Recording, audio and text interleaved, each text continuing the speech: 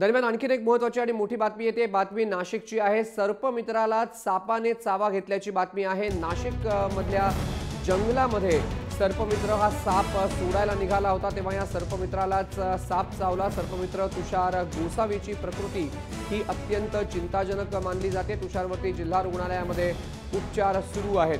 तुम्ही दृश्य बघताय। किरण गोटूर आपल्यासोबत आपला प्रतिनिधी आहे।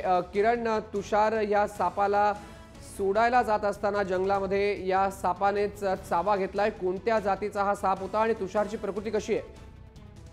मयांक, खरं तर नाशिकच्या कामाटवाडे भागात ही घटना घडली आहे। कामाटवाडे भागात हा जो सर्पमित्र आहे गोसावी हा राहतो। त्याने गेल्या काही दिवसांपासून काही साप जे आहेत पकडली होती। त्याच सापांना त्यांनी आज सकाळच्या वेळेस एका जंगलात, नाशिकच्या आसपास असलेल्या एका जंगलामध्ये तो या सगळ्या सापांना जे आहेत सोडण्यासाठी गेला होता।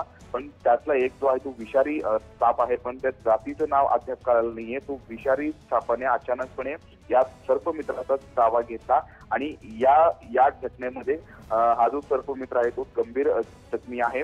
त्याला नाशिकच्या जिल्हा रुग्णालयामध्ये उपचारासाठी दाखल करण्यात आला आहे आणि त्याचा जीव वाचवण्यासाठी डॉक्टर जे आहेत ते सध्या प्रयत्न करत आहेत। धन्यवाद दिलेल्या माहितीबद्दल। किरण गोटूर आमचा प्रतिनिधी माहिती देत होता। सर्पमित्रालाच चावा घेतला सापाने, विषारी साप आहे। जिल्हा रुग्णालयामध्ये तुषार गोसावीवरती सध्या उपचार सुरू आहेत। नाशिकमध्ये जंगलामध्ये सापाला सोडताना हा साप सर्पमित्रालाच चावलेला आहे।